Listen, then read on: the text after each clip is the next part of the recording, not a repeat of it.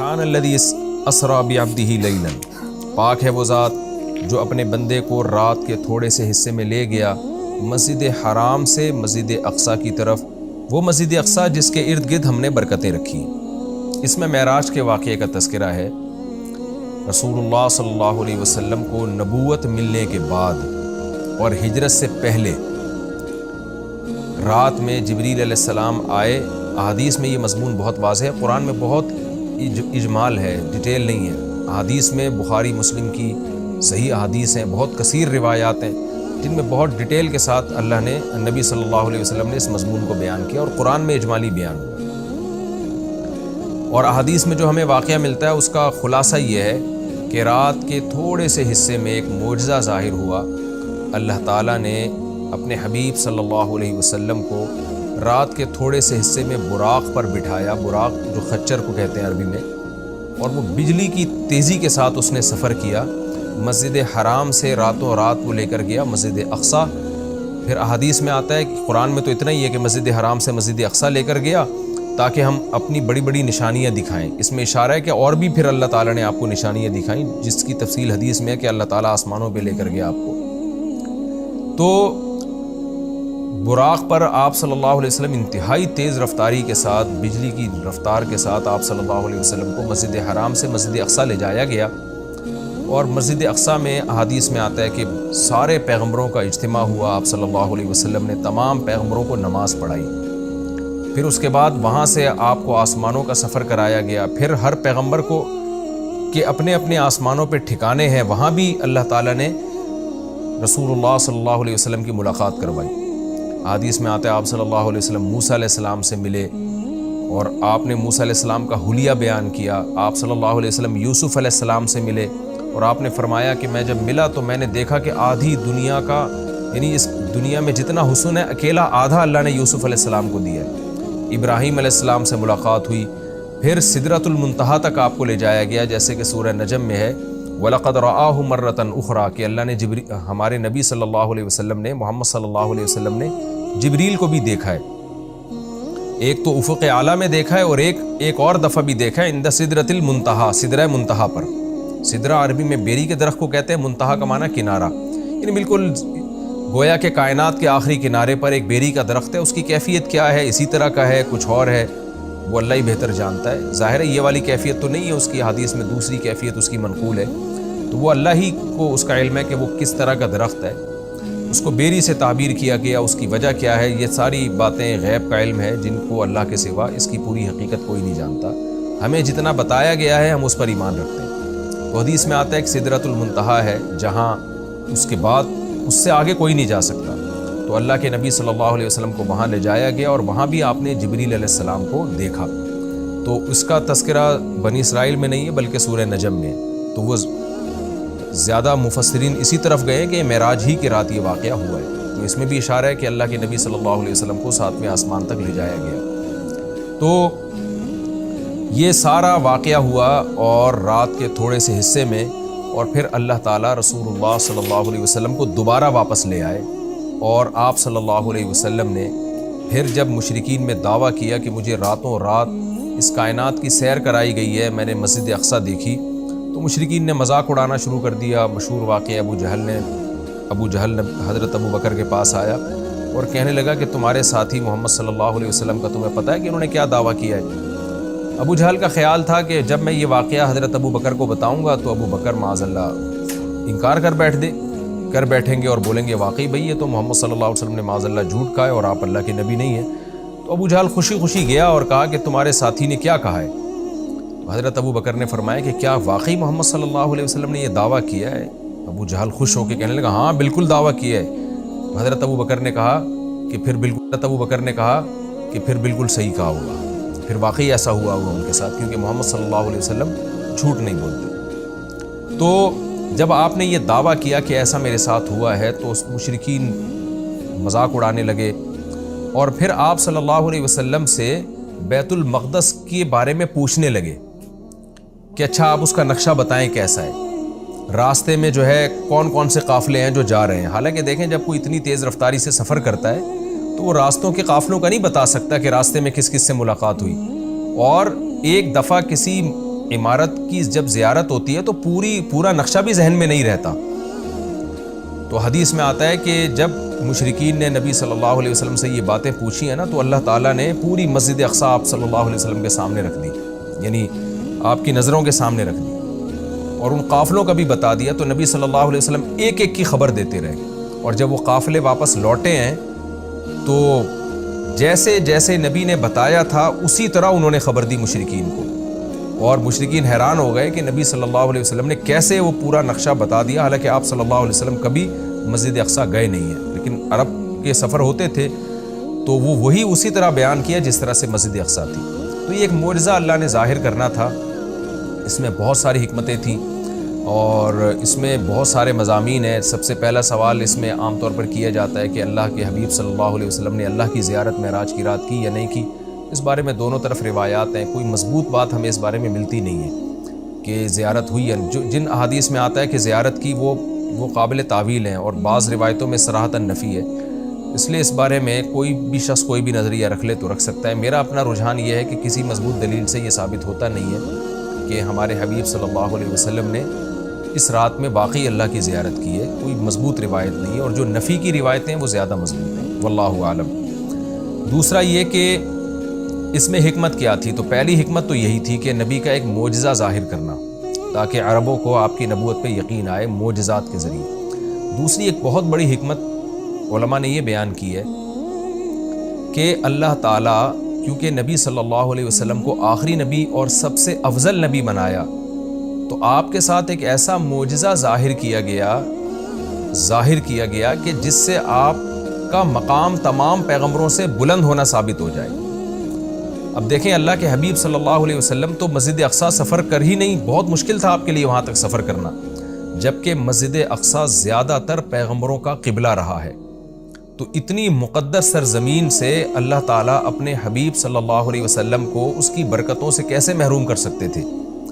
تو اللہ تعالیٰ کی حکمت نے یہ تقاضا کیا کہ وہ سرزمین جو موسیٰ کلیم اللہ کا قبلہ رہی ہے، جو ابراہیم علیہ السلام جہاں نماز پڑھا کرتے تھے، جہاں یعقوب علیہ السلام، اسماعیل علیہ السلام، اسحاق علیہ السلام اور عیسیٰ علیہ السلام یہ سارے پیغمبر گزرے، تو اس زمین کی برکت نبی صلی اللہ علیہ وسلم بھی حاصل کریں.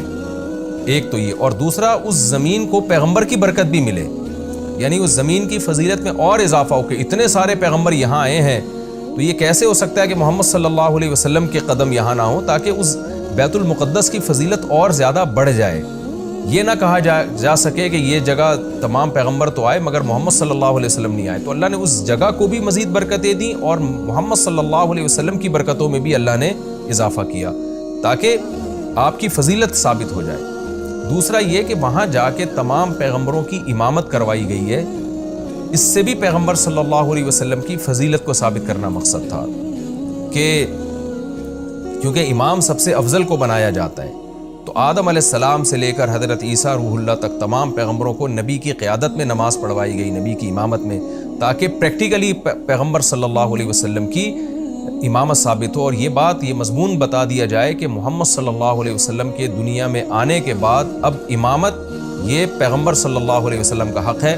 جیسے کہ حدیث میں آتا ہے لو کان موسیٰ حیا لما وسعہ الا اتباعی، کہ اگر موسیٰ بھی زندہ ہوں تو میری اتباع کے بغیر چارہ نہیں ہے. تبھی حضرت عیسیٰ بھی قرب قیامت میں آئیں گے نا، تو آپ صلی اللہ علیہ وسلم ہی کو وہ فالو کریں گے. تو اس کا ایک عملی نمونہ پیش کرنا تھا کہ لوگ اب نبی جب دنیا میں آ گئے ہیں محمد صلی اللہ علیہ وسلم، تو تمام شریعتیں منسوخ، اب آپ صلی اللہ علیہ وسلم ہی کو سب نے فالو کرنا ہے. تو یہ ساری حکمتیں تھیں جس کے لیے معراج کا واقعہ وجود میں لایا گیا. الذی بارکنا حولہ، تو اس آیت سے تو یہ پتہ چلتا ہے نا کہ اللہ تعالیٰ اپنے حبیب صلی اللہ علیہ وسلم کو مسجد اقصیٰ تک لے کر گئے، اور حکمت کیا تھی وہ میں نے بتا دیا. لیکن اس کے کچھ فقہی احکام بھی ہیں، ان کا سمجھنا بھی ضروری ہے. قرآن کی جو نص ہے نا بالکل واضح آیت، اس میں تو اللہ تعالیٰ نے مسجد حرام سے مسجد اقصیٰ تک کے سفر کا تذکرہ کیا ہے، اور صاف طور پر اللہ کیا کہتے ہیں، اسریٰ بعبدہ، وہ ذات جو اپنے بندے کو لے کر گئی. یہ بات خوب اچھی طرح سمجھ لیں کہ بعض حضرات اس بات کے شروع میں قائل رہے ہیں، بہت تھوڑی سی جماعت ہے، کہ معراج جو ہے یہ خواب میں ہوئی ہے. لیکن پھر امت کا اس پر اجماع ہو گیا دلائل کی روح سے کہ معراج خواب میں نہیں ہے بلکہ جسمانی ہے۔ لہذا پوری امت کا تمام فقہا محدثین کا اس پر اجماع ہوا کہ یہ خواب میں نہیں ہوا بلکہ یہ جسمانی، یعنی آپ کو جسد اطہر کے ساتھ لے جایا گیا ہے۔ اور اس کی دلیل قرآن کی آیت ہے کہ سبحان الذی اسرا، ایک تو سبحان اللہ عربی میں تعجب کے موقع پہ کہا جاتا ہے، تو تعجب ظاہر ہے جب ہی ہوگا نا جب جاگتی حالت میں ہو، اگر خواب کی حالت میں ہے تو پھر تو یہ تعجب کی بات نہیں، خواب میں تو کچھ بھی آ سکتا ہے انسان کو۔ دوسرا یہ کہ اللہ نے یہاں یہ فرمایا بعبدہ، اپنے بندے کو لے کر گیا، تو عبد کا جو اطلاق ہے نا بندے کا، وہ صرف روح پر نہیں ہوتا، وہ جسم اور روح دونوں پر ہوتا ہے۔ جب ہم کہتے ہیں میں فلاں کو فلاں جگہ لے کر گیا، تو اس سے یہی سمجھ میں آتا ہے کہ اس کو جسم کے ساتھ لے کر گیا۔ تو اس لیے قرآن میں یہ بھی اشارہ ملتا ہے کہ معراج جو ہے وہ جسم کے ساتھ ہوئی ہے۔ جو حضرات کہتے ہیں نا کہ روح کے ساتھ ہوئی ہے یعنی خواب میں ہوا ہے، وہ استدلال کرتے ہیں سورہ بنی اسرائیل کی ایک آیت میں جو آگے آئے گی انشاءاللہ، جس میں آتا ہے وَمَا جَعَلْنَا الرُّؤْيَا الَّتِي أَرَيْنَاكَ إِلَّا فِتْنَةً لِلنَّاسِ وَالشَّجَرَةَ الْمَلْعُونَةَ فِي الْقُرْآنِ۔ یہ سورہ بنی اسرائیل میں اسی صورت میں آگے یہ آیت آ رہی ہے، میں اس کا نمبر بھی آپ کو بتا دیتا ہوں۔ یہ آیت نمبر 60 ہے اسی سورہ بنی اسرائیل کی، وَمَا جَعَلْنَا الرُّؤْيَا الَّتِي أَرَيْنَاكَ۔ رؤیا جو ہے نا قرآن میں خواب پر بھی اس کا اطلاق کیا گیا ہے، جیسے کہ سورہ یوسف میں آتا ہے کہ لا تقصص رؤیاک علی اخوتک، رؤیا اے میرے بیٹے اے یوسف تو اپنے خواب لوگوں کے اپنے بھائیوں کے سامنے بیان نہ کرنا۔ تو رؤیا کا اطلاق چونکہ خواب پر بھی ہوتا ہے، لہذا بعض لوگوں نے یہ کہا کہ قرآن کہہ رہا ہے وما جعلنا الرؤیا التي اریناک، اے نبی جو رؤیا ہم نے آپ کو دکھایا وہ ہم نے لوگوں کی آزمائش کے لیے دکھایا ہے۔ تو اس سے بعض لوگوں نے استدلال کیا ہے اس زمانے کے اسکالرز نے کہ دیکھیں قرآن تو رؤیا کہہ رہا ہے، رؤیا تو خواب کو کہتے ہیں، تو اس سے پتہ چلتا ہے کہ جو معراج تھا، معراج کا واقعہ ہوا یہ خواب میں ہوا ہے، یہ جاگتی حالت میں نہیں ہوا۔ لیکن خوب سمجھ لیں عربی میں جو رؤیا کا لفظ ہے یہ منظر کے معنی میں استعمال ہوتا ہے، منظر، سین جسے انگلش میں کہتے ہیں سین، رؤیا کا رؤیت سے نکلا ہے دیکھنا، وہ چیز جو دیکھی جائے۔ تو خواب بھی چونکہ ایک سین ہوتا ہے، منظر ہوتا ہے، اس لیے اس کو رؤیا کہا جاتا ہے۔ یہ مطلب نہیں ہے کہ ہمیشہ رؤیا کا اطلاق خواب پر ہی ہوگا، اور اس کی دلیل اسی آیت میں موجود ہے۔ قرآن کیا کہہ رہا ہے، ہم نے جو آپ کو منظر دکھایا وہ اس لیے دکھایا تاکہ لوگوں کی آزمائش کا ذریعہ بنے۔ آزمائش جب ہی ہوگی نا جب کچھ اس کو مانیں گے، جب کچھ انکار کریں گے۔ اگر یہ خواب ہوتا تو پھر آزمائش تھوڑی ہوتی، پھر تو مشرکین بھی کہہ لیتے بھائی خواب تو کچھ بھی آ سکتا ہے۔ اور آگے قرآن کیا کہہ رہا ہے وَالشَّجَرَةَ الْمَلْعُونَةَ فِي الْقُرْآنِ، اسی طرح وہ درخت جو ملعون درخت ہے جس کو شجرہ زقوم کہا گیا ہے، وہ بھی ہم نے ایک لوگوں کے لیے آزمائش بنایا ہے۔ کیونکہ جب مشرکین مکہ کو بتایا گیا کہ کڑوا درخت ہے جہنم میں، تو فوراً انہوں نے کہا کہ درخت تو آگ میں اگ ہی نہیں سکتا، یہ تو پاسبل ہی نہیں ہے۔ تو اللہ نے اس کا جواب دیا کہ وہ جہنم کی جڑ، اس کی جو جڑیں ہیں وہ جہنم کی تہ میں ہیں۔ اور پھر اللہ نے بتایا کہ ہم نے وہ درخت اس لیے پیدا کیا ہے تاکہ یہ جو لوگ ہیں، جو مادہ پرست لوگ ہیں، یہ خدا کی قدرت کا انکار کریں، اور یہ انکار کریں کہ کہیں کہ درخت آگ میں نہیں پیدا ہو سکتا، جبکہ اللہ تو سب کچھ کر سکتا ہے۔ تو اب دیکھیں قرآن کیا کہہ رہا ہے کہ ہم نے جو ملعون درخت ہے وہ بھی لوگوں کے لیے فتنہ بنایا۔ کیا مطلب؟ اسباب کی دنیا میں وہ بھی پاسبل نہیں ہے کہ ایسا ہو، تبھی تو فتنہ ہے، تبھی تو آزمائش ہے۔ ایمان والے اس درخت کے وجود کے قائل ہوں گے، اور احمق اور بے وقوف جو خدا کی قدرت کا انکار کرتے ہیں وہ انہیں اس کی کوئی سائنسی لاجک سمجھ میں نہیں آئے گی تو وہ انکار کر دیں گے۔ تو اب قرآن نے معراج کے واقعے کو اور جو زقوم کا درخت ہے، آیت نمبر 60 سورہ بنی اسرائیل کی آیت نمبر 60، جی ہاں،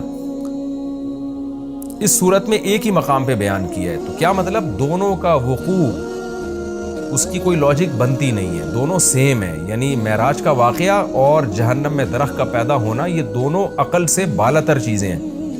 لہذا جو خدائی قدرت کے قائل ہیں وہ اس کا اقرار کریں گے، جو خدائی قدرت کے قائل نہیں ہیں وہ ان دونوں واقعات کا انکار کر دیں گے۔ تو اس سے بھی پتہ چلتا ہے کہ معراج جسم کے ساتھ ہوئی ہے، کیونکہ اگر اس کو خواب میں مان لیا جائے تو پھر یہ اس کی کوئی سائنسی دلیل دینے کی ہمیں ضرورت نہیں رہتی، کیونکہ خواب میں انسان کچھ بھی کر سکتا ہے، سب کچھ ہو سکتا ہے خواب میں اس کے ساتھ۔ تو یہ واضح قرائن ہے اس بات کے کہ خواب یہ جو معراج ہوئی ہے رسول اللہ صلی اللہ علیہ وسلم کو، یہ جسد اطہر کے ساتھ ہوئی ہے، یہ صرف روح کو آسمان میں نہیں لے جایا گیا، اور صرف جو ہے خواب میں یہ کام نہیں ہوا بلکہ جسد اطہر کے ساتھ یہ کام ہوا ہے۔ اور حضرت عائشہ رضی اللہ تعالی عنہ سے ایک روایت ہے جس میں آتا ہے کہ رسول اللہ صلی اللہ علیہ وسلم کا جسد اطہر ما فقیدہ، اس طرح کے الفاظ ہے، صحیح حدیث ہے کہ وہ گم نہیں پایا گیا۔ تو بعض لوگوں نے اس سے استدلال کیا کہ امی عائشہ کو یہ دعویٰ کر رہی ہے کہ نبی صلی اللہ علیہ وسلم کا جسد وہ گم نہیں پایا گیا، لہذا جسد وہیں تھا اور روح کو معراج ہوئی ہے۔ تو یہ خوب سمجھ لیں حضرت عائشہ کے کلام کا یہ مفہوم نہیں ہے، حضرت عائشہ کے کلام کا وہی مفہوم لیا جائے گا نا دیگر احادیث سے ثابت ہوتا ہے۔ تو مطلب یہ ہے کہ اتنی تھوڑی دیر کے لیے وہ جسم بستر سے غائب ہوا ہے کہ گم نہیں پایا گیا، یعنی کسی نے آپ کو تلاش کرنے کی کوشش نہیں کی، ورنہ اتنا بڑا واقعہ ہو کہ آپ مسجد اقصیٰ میں جا رہے ہیں اور ساتوں آسمانوں کی آپ کو سیر کرائی جا رہی ہے، تو اشکال ہوتا ہے نا کہ پھر تو جسم آپ کا غائب ہونا چاہیے تھا، لوگ تلاش کرتے کہ بھئی رسول اللہ صلی اللہ علیہ وسلم تو یہاں تھے، اب گئے کہاں اتنے ٹائم کے لیے؟ تو اتنا تھوڑے عرصے میں یہ آنن فانن بجلی کی رفتار کے ساتھ ہوا ہے کہ رسول اللہ صلی اللہ علیہ وسلم کو تلاش کرنے کی کوشش نہیں کی گئی۔ ایک سیکنڈ کے بھی ہو سکتا ہے ہزارویں حصے کے اندر یہ کام ہوا۔ اب رہا یہ مسئلہ کہ یہ کام سیکنڈ کے ہزارویں حصے میں ہو کیسے گیا؟ جب اتنے واقعات ہوئے، مسجد اقصیٰ میں آپ گئے، اتنا لمبا سفر، پھر وہاں اپنے پیغمبروں کو نماز پڑھائی، پھر وہاں سے آپ کو آسمانوں کی سیر کرائی گئی، مختلف آسمانوں پہ دوبارہ سے مختلف پیغمبروں سے ملاقات ہوئی، اور یہ سارا واقعہ ہونے کے بعد دوبارہ براق پہ بجلی کی رفتار کے ساتھ آپ کو لایا گیا، اور پھر آسمان میں آکسیجن کہاں تھی، اور ایک چیز اتنی اسپیڈ کے ساتھ چلے گی وہ تو ہوا میں رگڑ کھا کے جو ہے ہلاک ہو جائے گی، جیسے کہ وہ خچر تھا یا جو براق تھا۔ تو یہ ساری چیزیں کیسے ممکن ہیں؟ تو ان تمام باتوں کا جواب اللہ نے سبحان الذی میں دے دیا کہ سبحان الذی، وہ ذات ہر عیب سے پاک ہے جس نے یہ کام کیا۔ کیا مطلب؟ یہ انسانوں کے لیے ناممکن ہے، اللہ کے لیے ناممکن نہیں ہے، کیونکہ اللہ تعالیٰ عیب سے پاک ہے، اور عاجز ہونا، کسی کام کو نہ کر سکنا، یہ بھی ایک عیب ہے۔ تو یہ عیب انسانوں میں پایا جاتا ہے، یہ اللہ میں نہیں پایا جاتا۔ اسی لیے بار بار یہ بات کہی جاتی ہے کہ معجزہ یا کرامت یہ اللہ کی قدرت کی دلیل ہوتی ہے، یہ پیغمبر کی یا انسانوں کی قدرت کی دلیل نہیں ہوتی، یا بزرگوں کی قدرت کی دلیل نہیں ہوتی، یہ اللہ کی قدرت کی دلیل ہے۔ تو اللہ سب کچھ کر سکتا ہے۔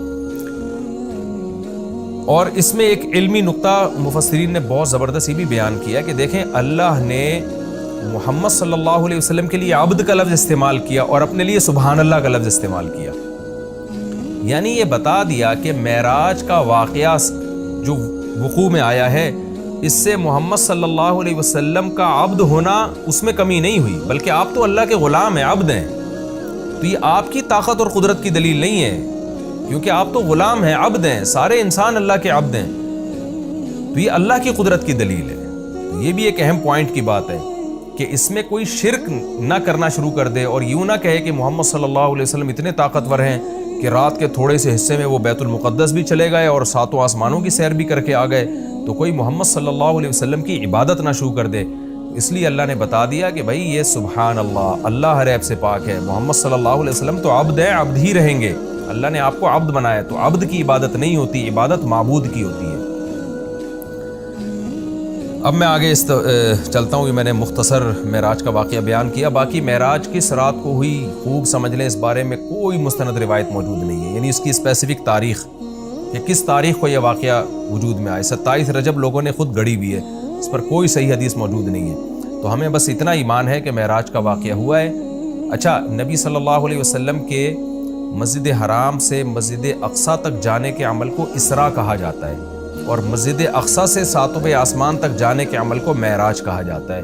یہ بھی ایک ٹرم خوب اچھی طرح سے آپ سمجھ لیں، تو اسراء کا عمل اور معراج کا عمل۔ اور علماء نے یہ کہا ہے، یہ مسئلہ بیان کیا ہے کہ جو مسجد اقصیٰ تک جانے کا بھی انکار کرے گا وہ کافر ہو جائے گا، کیونکہ قرآن کی صریح آیت موجود ہے، اور جو آسمانوں پہ جانے کا انکار کرے گا تو اگر وہ کوئی تعویل کر رہا ہے احادیث کی یا خبر واحد ہونے کی وجہ سے تو وہ گمراہ ہوگا، کافر نہیں ہوگا۔ لیکن جو ضد اور ہٹ دھرمی میں انکار کر رہا ہے صرف نبی صلی اللہ علیہ وسلم کی بات کو غلط قرار دے کر، تو پھر وہ بھی کافر ہو جائے گا۔ تو اس لیے معراج کا یعنی مسجد حرام سے مسجد اقصیٰ تک جانے کا تو قرآن میں چونکہ صراحتاً ذکر ہے، اس کا انکار تو بالکل قرآن کا انکار کہلائے گا، اور جو احادیث کا انکار کرتا ہے تو اگر کوئی تعویل کرتا ہے تو گمراہ کہلائے گا، تعویل نہیں کرتا تو پھر وہ بھی کافر کہلائے گا۔